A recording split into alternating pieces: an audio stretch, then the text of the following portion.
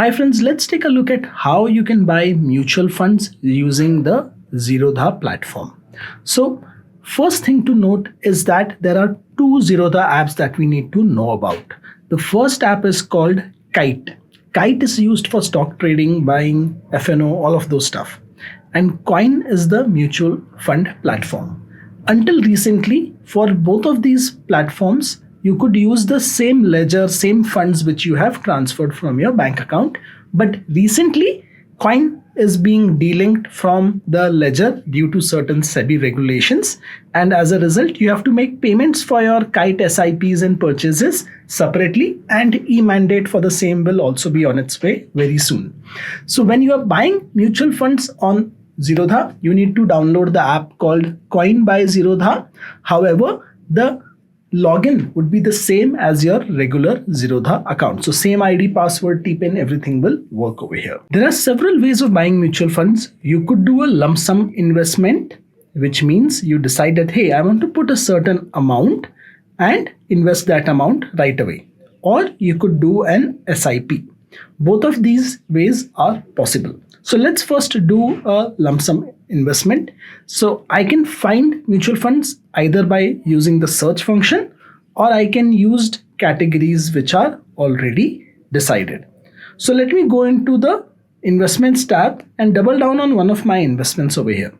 So I can see that there are several mutual funds which I already own. I'm not recommending any one of them to you, but I'll select any one of them randomly and say, let me put some more money in this fund. Now remember, this particular fund I have selected is an ELSS fund. This is a tax saving fund.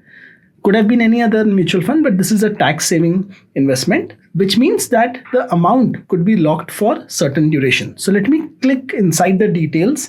When you are on a mutual fund details page, you can look at all the details, including the lock-in period. Most funds do not have a significant lock-in period. So if I just go and look at a regular fund, so let me just go and say a regular index fund. When I scroll, you will see there is no lock-in period over here, which means I can invest the money and withdraw it anytime I wish. So different funds may have different lock-in periods. Generally, not many funds have a lock-in over 7 days. In this case, it's a tax saver fund, so the lock-in may be a little more. Now, I already hold this mutual fund, so the CTA says buy more. I can click buy more and make a purchase.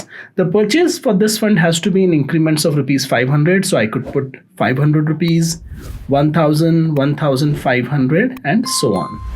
So let me put an amount of rupees 1000. I already have some orders already in my basket, so we may see a higher amount when we go to pay. I'll click buy. I would confirm and click invest. And now it says pending payment, please pay now.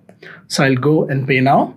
The same bank accounts which are linked with my Zerodha account would be used to make this payment. So for this 1000 rupees, I can now choose which of my bank accounts I want to choose, and I can select UPI or net banking. I'm choosing to make this payment via UPI since the amount is small. So I'm going to click continue, and my UPI app is going to see a small request, which I'm going to now approve. To show you how this request looks on the UPI app, I'll give you a screenshot of that screen as well. I have made the payment from my UPI app, and in the next few seconds, we should see the approval over here. You can see the 1000 rupee payment has been made over here successfully. We will proceed ahead, and now let's look at an SIP use case. When I go inside my investments and look at the orders screen, you can see this 1000 rupee order is now under processing. Now that this order has been processed, when would I be allotted these mutual fund units, or which day's NAV, the price at which I'm buying it, would be applicable for this purchase? So for most transactions, 2 p.m. is the cutoff. So you can see I'm making this purchase after 3 p.m. So tomorrow's order or tomorrow's price is what I would be getting for this purchase.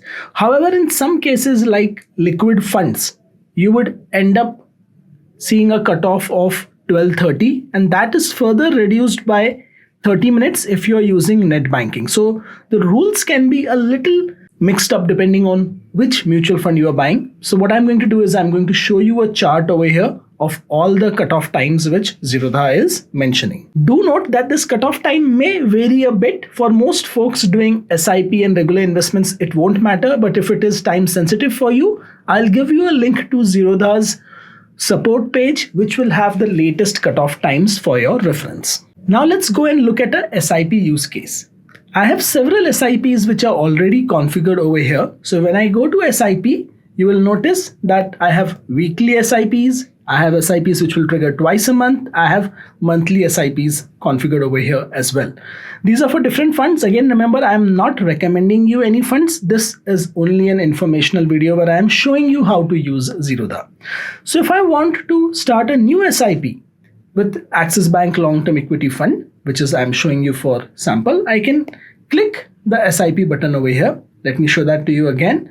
We go inside this menu and we say SIP, and then you can configure your SIP amount. You can set the frequency, and you can also set that, hey, automatically increase the percentage after a certain period of time. So you can set after what date you want to increase your SIP amount.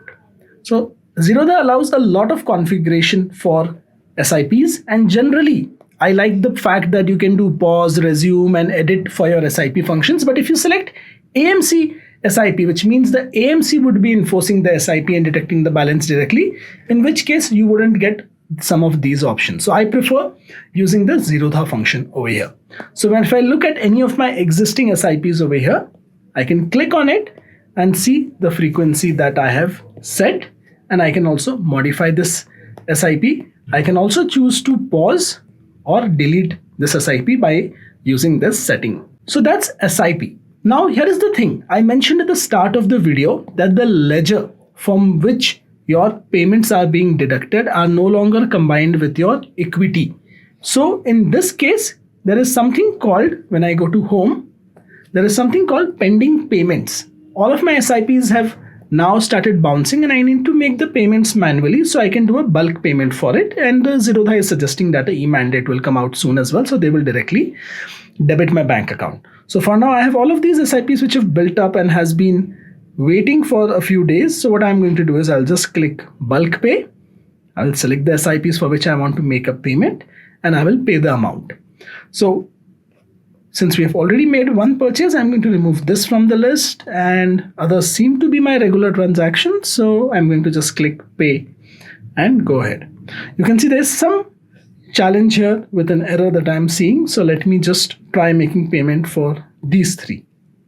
And you see it's going through. Maybe one of them was already done manually. So yeah, I have the amount showing up over here. I have my preferred bank, and I'm again choosing to make a UPI payment.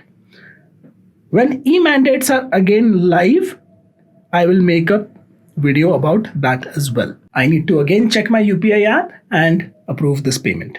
I have approved the payment within my UPI app, and we should see this proceeding any second now.